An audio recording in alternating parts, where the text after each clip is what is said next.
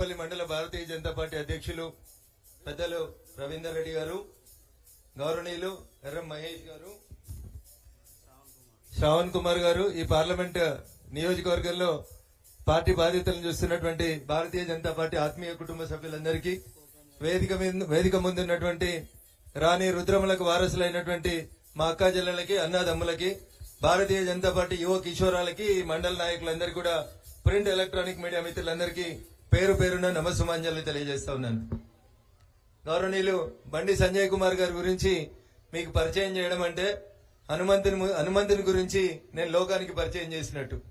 Bharatiya Janata party Telangana రాష్ట్ర శాఖ అధ్యక్షునిగా బాధ్యతలు తీసుకున్న తర్వాత అనుక్షణం రాష్ట్రంలో భారతీయ జనతా పార్టీ అధికారంలోకి రావడానికి, భారతీయ జనతా పార్టీ గెలుపు కోసం అహర్నిశలు కృషి చేసినటువంటి వ్యక్తి పెద్దలు బండి సంజయ్ గారు. మీ పార్లమెంట్ సభ్యులు కావడం మీకు అందరికీ అదృష్టంగా భావించాలి.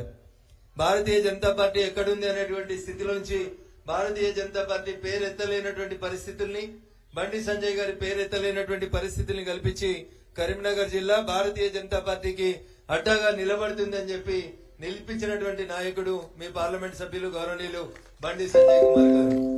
భారతదేశమే కాదు, ఈ రోజు ప్రపంచంలో ఉన్నటువంటి ఏ సర్వే సంస్థని ఎక్కడ సర్వే చేయమన్నా, ఎక్కడ అధికారికంగా అనధికారికంగా ఏ పార్టీ వాళ్ళతో చర్చ పెట్టినా, ఏ చౌరస్తాలో ఎవరితో మాట్లాడినా, అన్న ఈ దేశానికి ఎవరు ప్రధానమంత్రి ఉండాలి అంటే గౌరవనీయులు నరేంద్ర మోడీ గారి నాయకత్వంలో భారతదేశం సురక్షితంగా ఉంటది, మూడోసారి ఈ దేశ ప్రధానమంత్రిగా నరేంద్ర మోడీ ఉండాలని చెప్పి మామూలుగా చదువుకుంటున్నటువంటి యువకుల దగ్గర నుంచి మొదలుకుంటే అరుగుల మీద కూర్చున్నటువంటి మా అవ్వలు కూడా చెప్తున్నారు. ఎందుకంటే ఆడపిల్లలు బాగుండాలని, ఆడపిల్లలకి ఆత్మగౌరవం పెరగాలని చెప్పి చాలా మంది చాలా పెద్ద పెద్ద పనులు చేసినామని చెప్తారు, కానీ ఇంటి ముంగట పొద్దుగా లేతే ఒక టాయిలెట్ కట్టించాలనేటువంటి ఆలోచన ఎవరికి రాలేదు. పొద్దున్న లేస్తే ఆడబిడ్డ చెంబట్టుకొని చెరువు గట్టు మీదకి పోతే ఆడబిడ్డల ఆత్మాభిమానం దెబ్బతింటుందని ఆలోచించి ప్రతి ఇంటికి ఒక టాయిలెట్ కట్టించాలి, ఆడబిడ్డల ఆత్మాభిమానం పెంచాలని ఆలోచించినటువంటి వ్యక్తి, పేదల బిడ్డగా మనందరి ముందుకు వచ్చినటువంటి గౌరవనీయులు నరేంద్ర మోడీ గారు. ఇంటి ముంగటి బాత్రూమ్ కాడ మొదలు పెడితే పిల్లలు రష్యాలో, ఉక్రెయిన్ లో చదువుకోవడానికి పోతున్నప్పుడు ఆ రెండు దేశాల మధ్యన పంచాయతీ బాంబులు పడుతుంటే, అయ్యో మా పిల్లలు విదేశాలలో ఉన్నారు, మా పిల్లలు ఎట్లొస్తారు ఇంటికని భయపడుతుంటే రెండు దేశాలతోటి మాట్లాడి, ఆ రెండు దేశాల అధ్యక్షులతో మాట్లాడి మన పిల్లలు భారతదేశంలోకి వచ్చేంత దాకా యుద్ధాన్ని ఆపి మన పిల్లల్ని క్షేమంగా ఈ దేశానికి తీసుకొచ్చినటువంటి నాయకుడు నరేంద్ర మోడీ గారు. అట్లాంటి నాయకుడి నాయకత్వంలో కాశ్మీర్ నుంచి కన్యాకుమారి దాకా ఎవరిని అడిగినా నరేంద్ర మోడీ గారు మూడోసారి ప్రధానమంత్రి అవుతాడనేటువంటి మాట మీకు అందరికి చెప్తారు.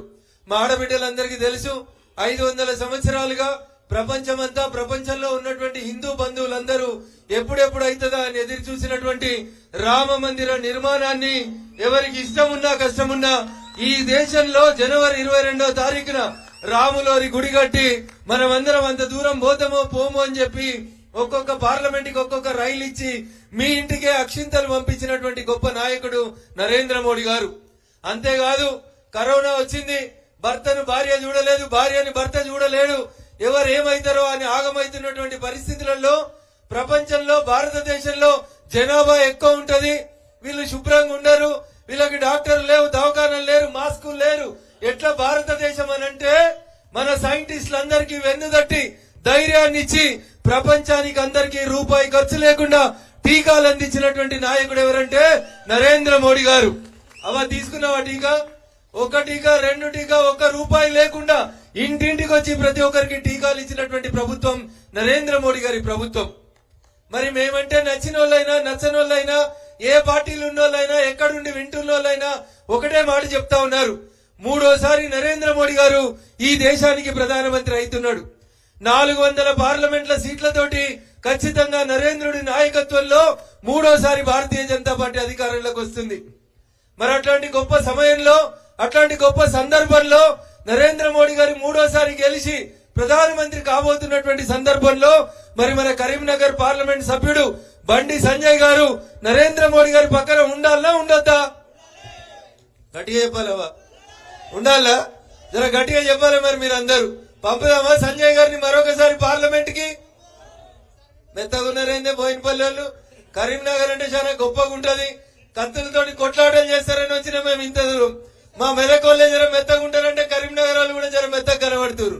సంజయ్ నాయకత్వంలో, సంజయ్ గారి నాయకత్వంలో ఇక్కడ ఉన్నటువంటి మా అక్కా చెల్లెళ్ళందరూ కూడా మూడోసారి నరేంద్ర మోడీ గారు ప్రధానమంత్రి అవడాన్ని, ఈ చంద్రుడు ఆ చంద్రుడు ఏ చంద్రుడు ఆపడు, సూర్యుడు తూర్పున ఉదయిస్తాడనేది ఎంత నిజమో నరేంద్ర మోడీ గారు మూడోసారి ఈ దేశానికి ప్రధానమంత్రి అవుతాడనేది కూడా అంతే నిజం.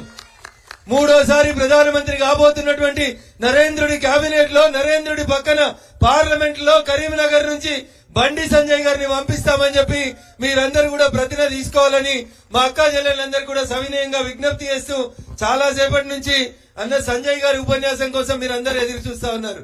నేను అనుకోని అతిథిని, అన్న సహాయ సహకారాలతోటి నేను దుబ్బాక ఉప ఎన్నికలలో ఈ రాష్ట్రంలో ఎదురు లేదని విర్రవీగినటువంటి గులాబీ జెండాకి కాషాయం దెబ్బను రుచి చూపించి వచ్చినటువంటి దుబ్బాక నుంచి వచ్చిన రఘునందన్ నేను.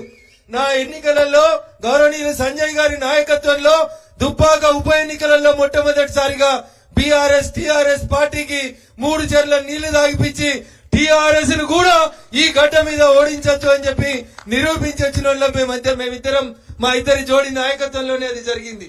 అందుకని భవిష్యత్తులో ఎప్పుడు ఎన్నికలు వచ్చినా, ఇంకా ఎన్నికల తారీఖులు రాలేదు, ఎప్పుడు ఎన్నికల తారీఖు వచ్చినా వారంతా రాష్ట్రం తిరగాల్సినటువంటి అవసరం ఉంటది. కాబట్టి ఇక్కడున్న ప్రతి ఒక్క నాయకుడు, ప్రతి ఒక్క కార్యకర్త నేనే నరేంద్ర మోడీ, నేనే అమిత్ షా, నేనే బండి సంజయ్ అనుకుని మీరందరూ కూడా పనిచేసి వారి సేవలు రాష్ట్రానికి ఉపయోగించేలాగా మీరందరూ కూడా వారిని ఆశీర్వదించాలని మా బోయినపల్లి మండల భారతీయ జనతా పార్టీ నాయకులకి, ఇక్కడికి విచ్చేసినటువంటి అన్నాదమ్ములకి, అక్కా చెల్లెళ్ళందరికీ కూడా సవినయంగా విజ్ఞప్తి చేస్తూ, అనుకోని అతిథిగా ఇక్కడికి వచ్చిన నాకు మాట్లాడడానికి అవకాశం కల్పించినటువంటి వేదిక మీద ఉన్న పెద్దలకు, గౌరవనీయులు మీ పార్లమెంట్ సభ్యులు, మీ అందరి ఆదరాభిమానాన్ని చూరగొన్న నాయకుడు బండి సంజయ్ కుమార్ గారికి మరొకసారి శుభాకాంక్షలు, అభినందనలు తెలియజేస్తూ సెలవు తీసుకుంటా ఉన్నాను.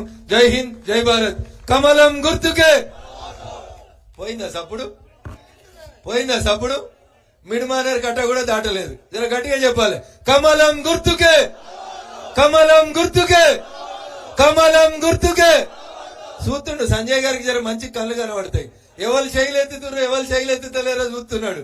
మరి రేపు రెండోసారి గెలిచి నరేంద్ర మోడీ గారి ఆశీస్సులతో మంత్రి అయితే మరి మొన్న ఎల్లక్క చేయెత్తలేదు అంటే మరి మంచిగా ఉండదు. కాబట్టి జర గట్టిగా చెప్పుర్రి. కమలం గుర్తుకే. ఇంకొన్ని శైలి ఎత్తలేవు, మధ్యలోకి వెళ్ళి జాగా టైట్ అయ్యి ఎత్తలేవా, ఎందుకు లేస్తలేవా, జర గట్టిగా చెప్పాలి. కమలం గుర్తుకే. ఒక బిల్డింగ్ మీద ఉన్న చెల్లెలు అంటలేరు. కమలం గుర్తుకే. నరేంద్ర మోడీ గారి నాయకత్వం, నరేంద్ర మోడీ గారి నాయకత్వం. జై శ్రీరామ్. రాలే అక్షింతలు? మరి గట్టిగా చెప్పాలి కదా. జై శ్రీరామ్, జై శ్రీరామ్. బండి సంజయ్ గారి నాయకత్వం, బండి సంజయ్ గారి నాయకత్వం.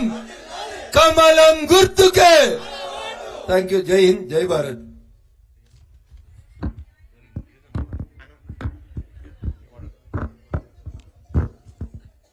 भारत माता की. మళ్ళా సలవాడు.